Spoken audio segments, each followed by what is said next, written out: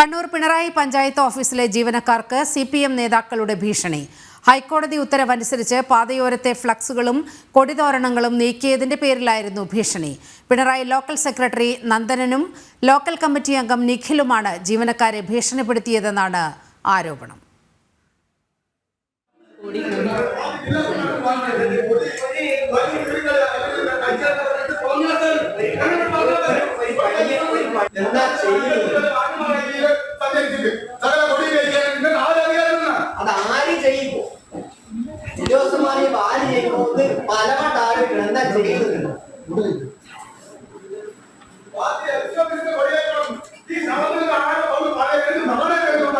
ഇക്കഴിഞ്ഞ ദിവസമായിരുന്നു സംഭവം.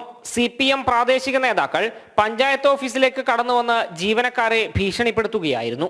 കൈയും കാലും വെട്ടിനുറുക്കുമെന്നായിരുന്നു ഭീഷണി. സംഭവത്തിൽ പഞ്ചായത്ത് ഓഫീസ് ജീവനക്കാർ വായ മൂടിക്കെട്ടി പ്രതിഷേധിച്ചു. പഞ്ചായത്ത് ഓഫീസിലെ ജീവനക്കാരിൽ ഭൂരിപക്ഷവും ഇടത് അനുകൂല സംഘടനയിൽപ്പെട്ടവരാണ്.